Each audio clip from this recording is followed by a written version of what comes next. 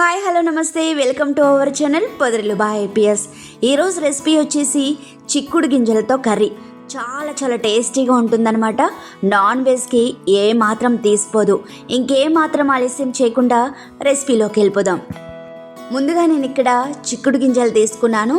బాగా వాష్ చేసి తీసుకోవాలి. ఇవి నేను మార్కెట్లో తీసుకున్నానండి. ఇలా విడిగా మనకి అమ్ముతారు.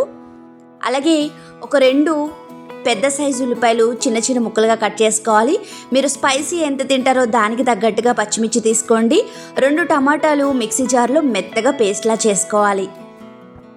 ముందుగా స్టవ్ ఆన్ చేసుకొని ఇక్కడ నేను మట్టి గిన్నెలో వండుకుంటున్నాను. మీరు కావాలంటే మామూలు కడాయిలో కూడా వండుకోవచ్చు. మట్టి గిన్నెలో కర్రీస్ చాలా టేస్టీగా ఉంటాయి.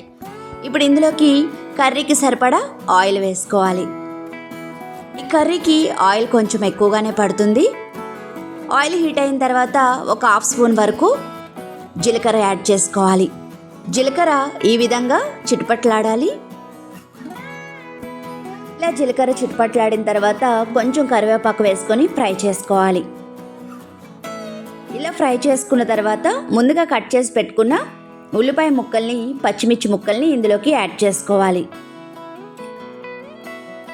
ఈ కర్రీ అన్నంలోకి చపాతీలోకి చాలా టేస్టీగా ఉంటుందండి. ఇక్కడ నేను ఉల్లిపాయలు త్వరగా మగ్గడానికి కర్రీకి సరిపడా గళ్ళుప్పు యూజ్ చేస్తున్నాను. ఇక్కడ మీరు కావాలంటే సాల్ట్ కూడా యూజ్ చేసుకోవచ్చు. ఇలా మనము ఉల్లిపాయలు వేసిన తర్వాత సాల్ట్ వేసుకుంటే కనుక ఉల్లిపాయలు త్వరగా మగ్గిపోతాయి. ఇలా వేసుకున్న తర్వాత ఒకసారి ఈ విధంగా కలుపుకొని మీడియం ఫ్లేమ్లో ఉల్లిపాయలు కుక్ చేసుకోవాలి మూత పెట్టుకొని. ఈరోజు చిట్కా వచ్చేసి పంచదారకి ఎక్కువగా చీమలు పడుతున్నాయా? అయితే పంచదార డబ్బాలోకి లవం మొగ్గలు వేసుకోండి, చీమలు పట్టకుండా ఉంటాయి. ఇక్కడ చూస్తున్నారు కదా, ఉల్లిపాయలు సగం మగ్గాయి. ఇలా సగం మగ్గిన తర్వాత చిక్కుడు గింజల్ని ఇందులోకి యాడ్ చేసుకోవాలి. ఇలా వేసుకున్న తర్వాత ఒకసారి బాగా కలుపుకొని మూత పెట్టుకొని మీడియం ఫ్లేమ్లో 80% వరకు చిక్కుడు గింజలు అనేది కుక్ అయ్యేలాగా కుక్ చేసుకోవాలి. మనకి మార్కెట్లో ఈ చిక్కుడు గింజలు విడిగా అమ్ముతారండి. నేనైతే మార్కెట్లోనే తీసుకున్నాను. ఇలా మూత తీసి మధ్యలో కలుపుతూ ఉండాలి. అప్పుడు ఈవెన్గా చిక్కుడు గింజలన్నీ కూడా కుక్ అయిపోతాయి.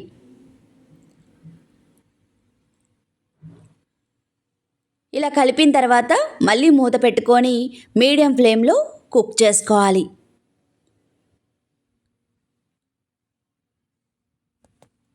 కొంచెం చిక్కుడు గింజలు ఉడకడానికి టైం పడుతుందన్నమాట.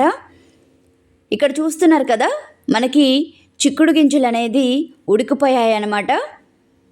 చూస్తుంటుంటేనే తెలిసిపోతుంది ఉడికాయో లేవో అనేది. ఒకవేళ తెలియకపోతే గనక ఇలా చేత్తో చిదిమి చూడండి.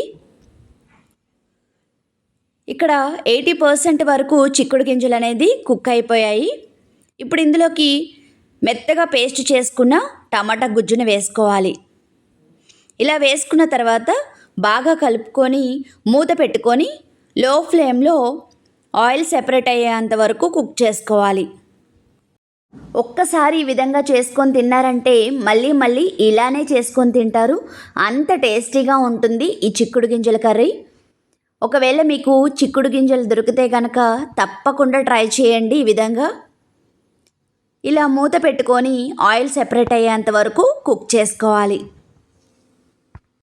ఇప్పుడు ఒకసారి చూద్దాము. ఇక్కడ చూస్తున్నారు కదా, ఆయిల్ అనేది సెపరేట్ అయ్యింది. ఇలా అయిన తర్వాత ఒక్కసారి ఈ విధంగా కలుపుకొని ఇందులోకి 1 స్పూన్ వరకు అల్లం వెల్లుల్లి పేస్ట్ వేసుకోవాలి.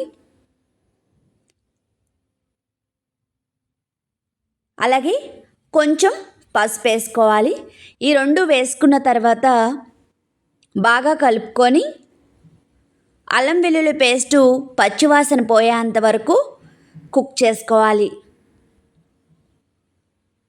ఇక్కడ చూస్తున్నారు కదా, ఈ చిక్కుడు గింజలకి బాగా పట్టే విధంగా అల్లం వెల్లుల్లి పేస్ట్ అనేది ఈ విధంగా కలుపుకోవాలి.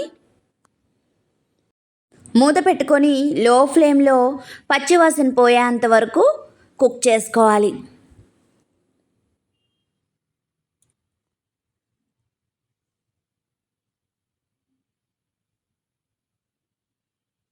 ఇలా మనకి అల్లం వెల్లుల్లి పేస్టు పచ్చివాసన పోయిన తర్వాత ఇప్పుడు ఇందులోకి మీరు స్పైసీ ఎంత తింటారో దానికి తగ్గట్టుగా కారం యాడ్ చేసుకోండి.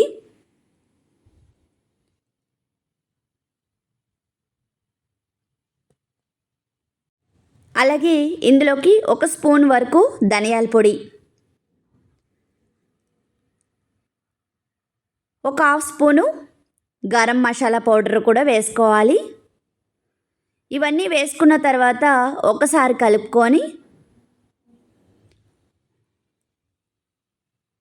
ఒక పెద్ద గ్లాసు వాటర్ పోసుకోవాలి.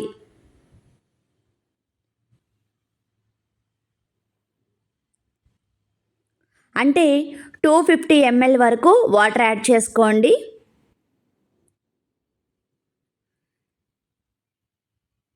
ఇలా వాటర్ యాడ్ చేసుకున్న తర్వాత ఒకసారి సాల్ట్ చూసుకోండి. ఒకవేళ సరిపోకపోతే కనుక మళ్ళీ యాడ్ చేసుకోండి. ఒకవేళ కారం సరిపోకపోయినా కూడా యాడ్ చేసుకోవచ్చు. నాకు కొంచెం సాల్ట్ తక్కువగా ఉందండి, అందుకని చెప్పి కొంచెంగా సాల్ట్ కూడా యాడ్ చేసుకుంటున్నాను. ఇలా వేసుకున్న తర్వాత ఒకసారి కలుపుకొని మూత పెట్టుకొని లో ఫ్లేమ్లో కుక్ చేసుకోవాలి. ఇలా ఏ కర్రీస్ అయినా లో ఫ్లేమ్లో కానీ మీడియం ఫ్లేమ్లో కానీ కుక్ చేసుకుంటే చాలా చాలా టేస్టీగా ఉంటాయి. ఇక్కడ చూస్తున్నారు కదా, మన కర్రీ అనేది రెడీ అయిపోయింది. ఇప్పుడు ఇందులోకి సన్నగా తురుముకున్న కొత్తిమీరని ఇందులోకి వేసుకోవాలి. వేసుకున్న తర్వాత ఒకసారి కలుపుకొని స్టవ్ ఆఫ్ చేసుకోవాలి. అంతేనండి, ఎంతో టేస్టీగా ఉండే అలాగే నాన్ వెజ్కి ఏ మాత్రం తీసిపోని చిక్కుడు గింజల కర్రీ రెడీ అయిపోయింది. చూస్తున్నారు కదా, మనకి గింజ అనేది కూడా చాలా సాఫ్ట్గా కుక్ అయిపోయింది. ఇలా సాఫ్ట్గా కుక్ అవుతేనే టేస్ట్ ఇంకా బాగుంటుందన్నమాట. మీకు కూడా నచ్చిందా? అయితే తప్పకుండా ట్రై చేస్తారా? మరిన్ని వీడియోస్ కోసం please like, share and subscribe. Thanks for watching.